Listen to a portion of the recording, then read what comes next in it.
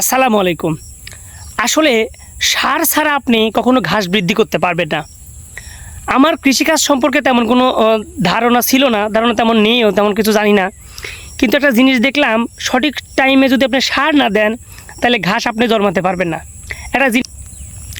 এই যে এইখানে আমি ঘাস লাগাইছিলাম একই দিনে ঘাস লাগানো, এই ঘাসের সাইজগুলো দেখেন কত বড় বড় হয়ে গেছে।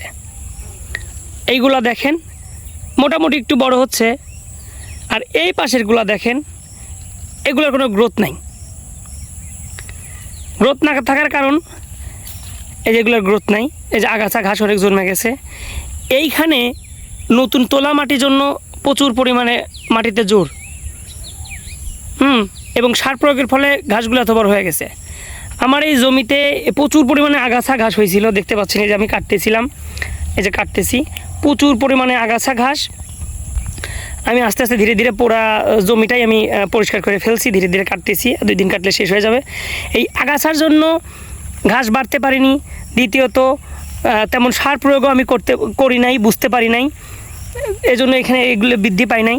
দেখুন এই পাশে আমি কিছুদিন আগে সার দিছি, শুধু ওই অর্ধেক অংশে সার দিছি। এই অর্ধেক অংশে সার দেওয়ার ফলে দেখুন কি সুন্দর সবুজ কালো কুচকুচ করতেছে এবং দ্রুত হারে বৃদ্ধি পাইছে।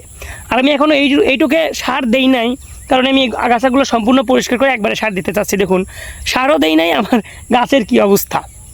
তাতে বোঝা গেল সঠিক টাইমে যদি আপনি ঘাসে সার না দেন তাহলে সেই ঘাস কখনো সঠিকভাবে বৃদ্ধি পাবে না, ভালো ফলন আসবে না।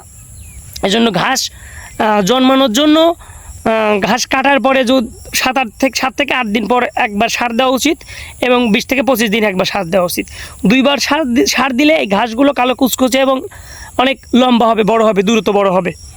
দেখেন একই জমিতে একই দিনে লাগানো ঘাস কোথাও মানে 3-4 ফিট হয়ে গেছে, কোথাও 2-3 ফিট হয়েছে, কোথাও 5 ফিট হয়েছে, কোথাও আবার দেখেন মানে 1 ফিটও হয়নি।